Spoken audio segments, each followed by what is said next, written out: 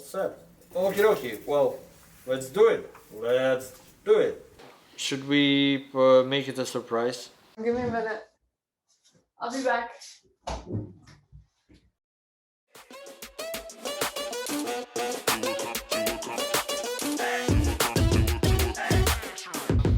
Hi everyone and welcome to another episode of Product Drama Podcast. This is Kate. And this is Anatoly.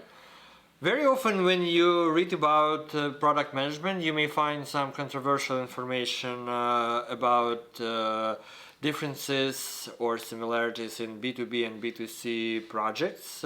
Some people say product management is very different for B2B and B2C projects. Others claim that they are rather have more things in common.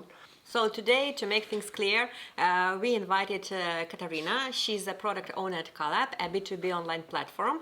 Katarina has experience of both working in B2B and B2C projects, and she's going to share her experience with us today. So welcome, Katarina, and nice to see you. Yes, thank you for the welcome. I'm excited to be here. Okay, so we have a bit of different format today because we'd like to celebrate the first episode in this new 2021. And we're going to have some wine today. Cheers. Cheers. Cheers. Yes, but there is a certain rule. Yeah? Yes. So we decided the person who says word product takes a sip. So, but it's a little bit difficult to not mention the word product in a podcast about product. Yes? Yes, drink twice. Okay. I will. Okay, so back to business. Katarina, you know that you've recently changed your role from B2C to B2B project. So can you tell us more about your both about these projects and your role in them? Yeah, sure.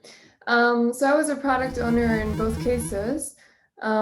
Here we go. Okay. It's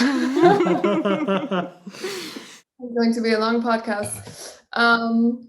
So I was working first with restaurant tech. So there I was building tools to basically serve restaurants and their users, so part of their social graph, so the chef, the waiter, etc. And what I'm doing now is I'm building platforms that basically cater to, it's more B2B. So here you cater to actual companies who then have employees who need online learning platforms. So that's what I do now. So it's a bit bigger and definitely way more B2B than I had before. So yeah, that's the switch. I'll let you continue, May, with the questions if you want more details. So what were the particular changes from moving between B2C and B2B? What was like, what are the main differences? Okay, let's say so. What are the main challenges? What are the main similarities? Yeah, I think when you're working in B2C, you're focused much more on the end user. You don't get distracted as much by the client. When you're in B2B, you really have to focus also on the client, on what they want for their users. Whereas when you're in B2C, you can skip that step. You can immediately try to like gather all the data from the end users and really think from their perspective. So it adds an additional layer of complexity. But then overall, I think the B2B market is way less saturated. In B2C, you always have competitors no matter what. And the purchasing power of end users is also different, right? It's easier to sell a product to another company that has much higher purchasing power and also is a bit less distracted by other competitors in the market versus end users, their time, their attention, and their purchasing power is very different. So in a way, it's like less fun to work in B2B, but it's actually easier and it's safer in software development areas. I think it's definitely, it feels safer. You feel less threatened because it's not always competitors that come in. You have longer relationships with your clients versus end users. They can just say, ciao, okay, I'm gonna use this tool now and I don't give a shit about you, excuse my language. So yeah, I think that's the main difference. Did you have to learn something to like get in speed with B2B? Yeah, I currently actually always have debates in my company because I was thinking, you have to innovate on the product and you shouldn't sell features you don't have, and you shouldn't just think of pleasing the client. So I'm a bit of a product, here we go. I'm a little bit like a purist in that sense because I really want to safeguard the software and give enough time for everyone to innovate and to not depend on clients or end users. But in B2B, you can't really do that because you really depend on those larger contracts, and they also come up with a lot of good suggestions. So you have to open yourself up much more. And I think for me, this is the hardest switch to give so much software ownership to the client as well and not just keep it to ourselves. So I think this is something that, in my mind, I have to like a bit let go of my baby, it feels that way. But it's just the rules of the game. So there's that. And then overall, a much different, like the users who come to the I didn't say it, I didn't finish Yes, it. you didn't. I did a half one, it's okay. The users who come, like usually it's quite predictable and very steady. But when you work in larger B2B contexts, suddenly you have like 10K users who come on the platform. And it's a bit different the way you measure usage, the way you compare it, because it's much more like a roller coaster. Suddenly you land one bigger client and you have like 20K users who are going to come on your platform, versus otherwise in B2C, like it was more like, how do we predict usage of, in a week from now, if we do a campaign for this and this and that. So it's really different way of predicting usage for your software. Yeah. So you mentioned the receiving feedback from users is different, but when you have bigger clients and smaller clients, and all of them give you feedback, how do you manage to turn it into features? Because you release, I guess, features for everyone. Yeah, it's a very good question. I think it's really hard to get it right. It's almost impossible to get it right. There's always suggestions coming in, especially currently at Collab. We have a lot of different stakeholders who have a lot of ideas of how to improve it, and everyone is very involved.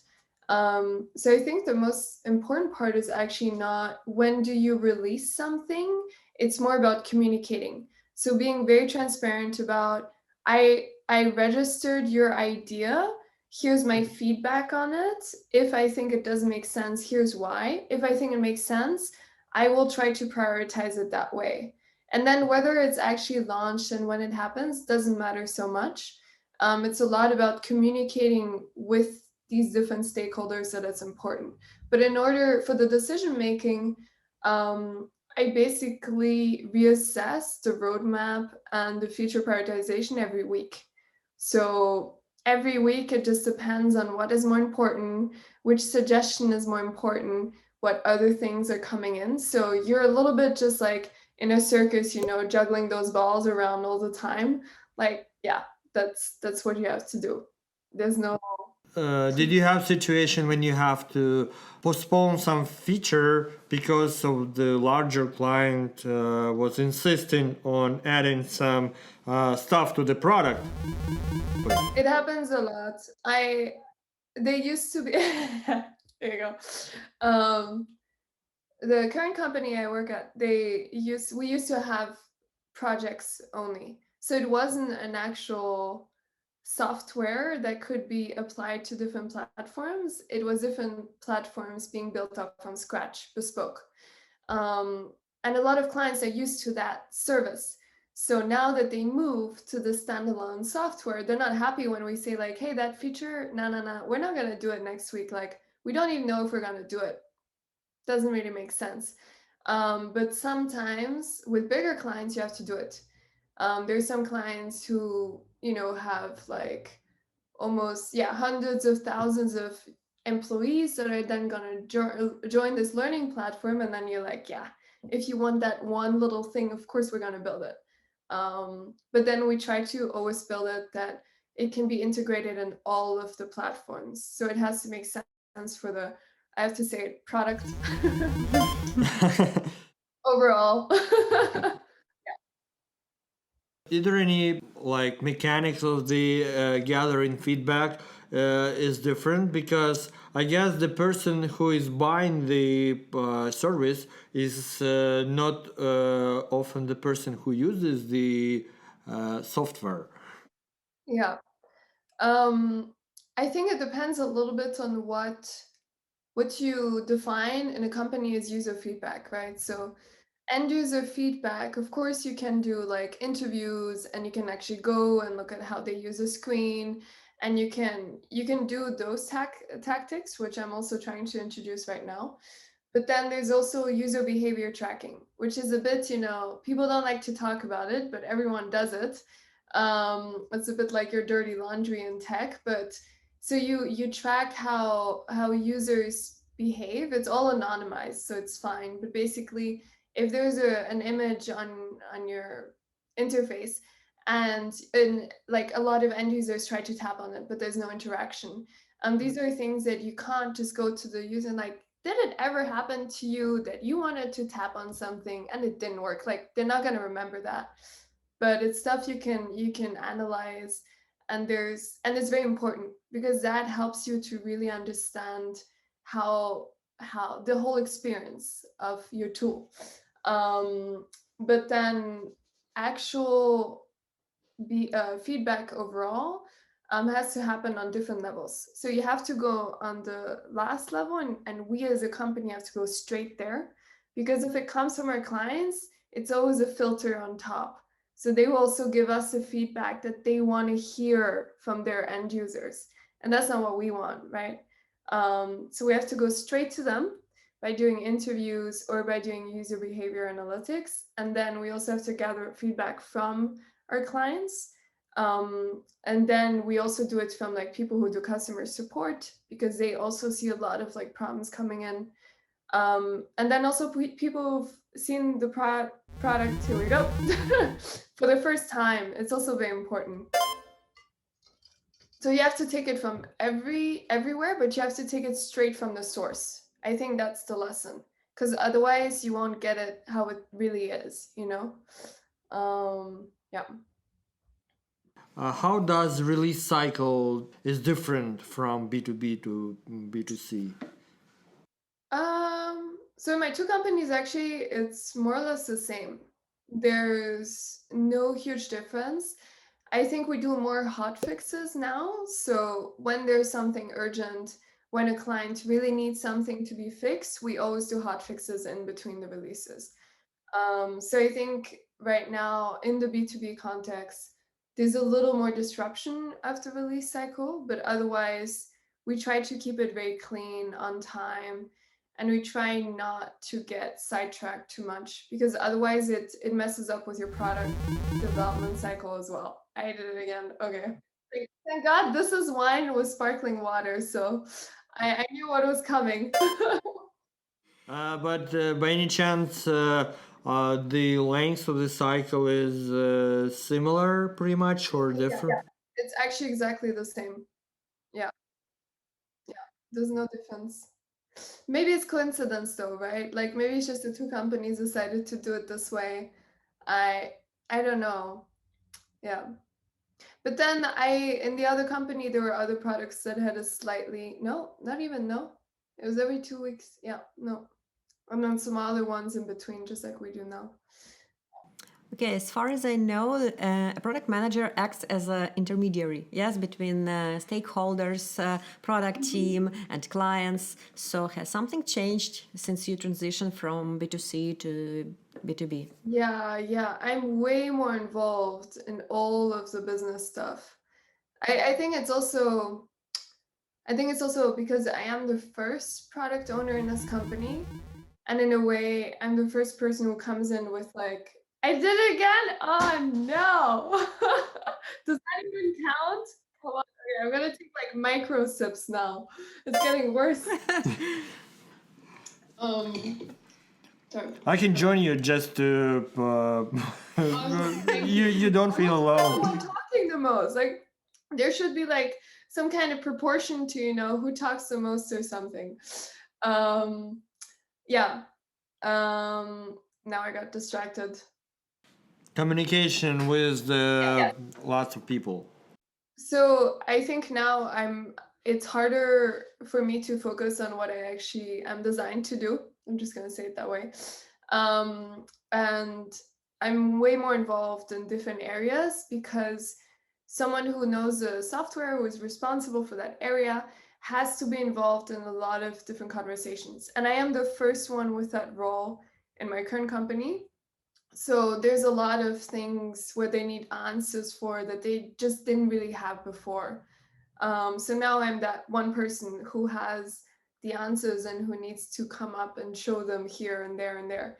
And before that wasn't the case because people with my role, like software owner, I'm just gonna say, we were at least 15.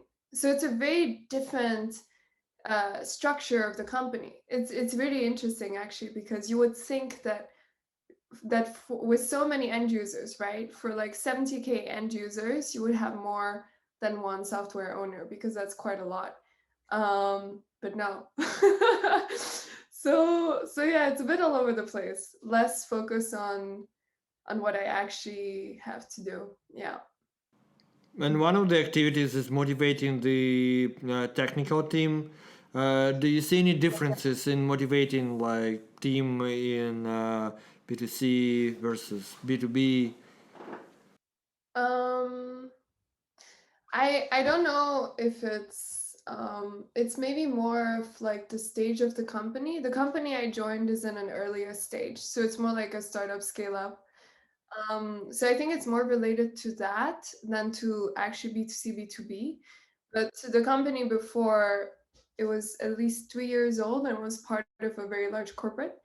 Um, and now motivation and stuff like this it's not really there to do like fun stuff. It's more about being motivated about the progress you do with your whole project, software project. So in the end, it's really that drives. So we do demos of what we just like designed and launched, and if there's like some kind of really good improvement that we did, we show it immediately, and that just like energizes everybody. And the number of platforms that we get, the number of users that we get, all of those things are actually what are motivational. Like we're not at that stage yet where we're stable enough that there's like more like, hey, do you want to work on something you really like? Do you want to take Fridays to do personal projects? Like there's none of that because there's no time. It's just like, but it's good. It's also good. But B2C, B2B, I don't really know. I think it really depends on the leadership of the company. I think it has nothing to do with B2C or B2B. It really depends on how your company is good at motivating developers. Yeah. So, okay, if we sum up all these differences and similarities between B2B and B2C, what top, three differences and top three similarities would you name? Okay, that's a lot. Three. So three similarities. So I think similarity is just the software development cycle. I think definitely more or less the same. Then I would say tools that we use are actually super similar. Like in order to get the job done, the way you get it done is super similar, right? Like software development is actually more or less the same in both environments. So that's also super similar. And then the third one, would be, yeah, I think also the device and design focus. Because in the end, although we're catering also, well, now we're catering for B2B, we're still very mobile first focused. And the design also works in a way that it's designed actually for end users mostly. So there are some parts that are desktop, but the core of it is still like we try to be mobile first. So that's also interesting when you think about B2B, you usually think it's a bit more corporate, it's a bit more, desktop, but not necessarily, again, if you're also having the end user in mind that they cater for. Yeah, this is very untypical because what I learned from different sources that people usually say that it's like B2B, like people will use it anyway. It doesn't have to be perfect. It just have to do what people need to be done. And That's even not true. Yeah. That is, I think that's a stereotype of B2B that was true maybe 10 years ago. Um, Maybe 5 years ago max, depending in which area you are, because there's even certain programming languages that are specific to like B2B banking software. And then the thing is that it's so like ingrained in their companies and it's so difficult to retrieve the data and to move it to something new, that those still thrive. So it doesn't matter how it looks because they're unique in their own, segment, and their changing costs are too high. But overall, no, I think more and more, it's more and more competitive. And I think the B2B sector is becoming closer and a closer cousin of B2C overall. Um, because people handle their business days differently today. So when you think of even people at work, like, of course, they're in front of a laptop, but they still also use their phones a lot. And the more tasks they can do with their phones, even if it's for work, the better. Because if they can, they'd rather have both, right? Um, yeah. Okay, and top challenges? Top challenges. Definitely the whole sales aspect and the whole aspect that suddenly you don't own the software as much anymore. A lot of decisions are not yours anymore. That's a big difference. Number two, yeah, just like the feature ideation and prioritization is different because you have to take into account really different stakeholders. So I think it's the stakeholder complexity that is also a big difference. Whereas when you're just end user focused, it's very straightforward. There's that. And the third, I think also the whole invoicing and pricing is usually very different.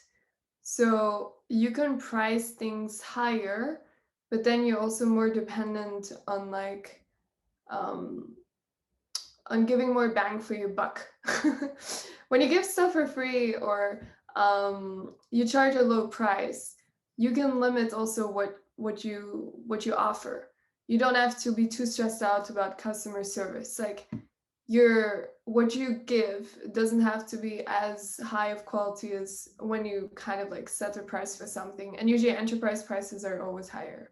So you have a certain threshold of quality in B2B. And when you launch a feature, you have to make sure it's going to be okay. If it's full of bugs, that's going to be a problem for you. So you always have to be a bit more careful in that sense. Yeah. by the way, does the experimenting part with the features differ for B2B? I mean, when it's B2C projects, it's easier, in my opinion, to launch some A/B testing and verify some concept, while in Yeah. B2B it's not that easy. Yeah. It's true. You can't test as much on your clients. You have to pick clients who feel like they're lucky to be part of your product in a way. I don't know, you have to like form partnerships with strategic clients who are on your side, and who want you to develop more. And there's always going to be those clients. And when you find them, you have to keep them close because they become your A/B testers. Because you can't just do it on your platforms. It's harder. You can do it, but it's harder. Yeah. Mhm. Okay. First time we met, you've mentioned about the online community, women in product. I'll drink it later. Women in product. Could you please maybe tell us more about this community, the aim of this community, and why there was a need for such community, and how do you participate personally in it? Sure. I mean, there's two communities. There's one official one on Facebook where it's just women in product. Okay, I'll drink with you. Okay. Anatoly is a heavy drinker here. I see it. And then there's just like my girlfriends and I. We have like we're very close friends, and we always share about these topics together. But I think the Facebook one, I think it's just for any woman who works in that sector can just ask anything. But it's like it's really nice because everyone just like posts, and then you can ask about anything. Like, hey, I want to build some slides about well, user behavior tracking. Like, what are your best tips to make it like human readable, you know, in the first slides, and like how could I summarize the main things to an audience who doesn't understand anything. So I think you can just like really ask anything there. And girls actually really comment and like are like super reactive, even to like share software. Like sometimes you can buy software that requires certain seats, you know, you have like a price for 5 seats or something, and then I just see like strangers just jumping in like, hey, yeah, I'm gonna take a seat with you, and yeah, me too, I'm from India and I'm from Latvia, and it's just like, whoa, you know, they don't know each other, how can they trust each other? It's like a business thing here, but it's just like super, yeah, really open, really trustworthy. And I think it's just because women in tech is still something that's slowly coming. It's still, we're not there yet. And especially like I think in development it's coming slowly, but when you look at tech leadership positions, it's actually less and less. Like it usually kind of stops on a designer or development level. Of course, some designers and developers are paid more and more regarded than, you know, some leaders, I'm not saying, but in that area, at least in the more soft skill area, there's not a lot of women right now. So we feel very close together, and we feel like we have to be good and we have to teach each other because there should be more of us. So yeah, it's actually really cool. It's really awesome to see such sharing. They just share about everything. They're just like, here, take this, and I'll jump on a call with you to explain you that I just built my company and I can show you this. And it's like, wow. Wow. Yeah, it's really cool. Cool, great support, you know, and sharing all this information and the experience. It's like great. Thanks for sharing it with us. No, of course. I'm super happy. Did we miss any question you wanted to ask? No, I guess like what is your impression about changes in product management, like in the past years? I would say, like what how do you feel the change is going and is going to be in the few years to come? We definitely feel that there is a lot more attention to product management. There are more information on the internet. People start talking more about it, and that is why, like, actually, I have to drink 3 times right now. Yes, so I will. But I guess this podcast is the result of us being obsessed with product management. That was more. So yes, it's definitely becoming more and more popular because it's actually an effective tool for making a better tools, better software, better everything, better businesses. Yeah, definitely. And I think that's a lot has been already told and written about product management. And it seems like everyone knows what is product management, but not everyone is good in product management. Okay, continue.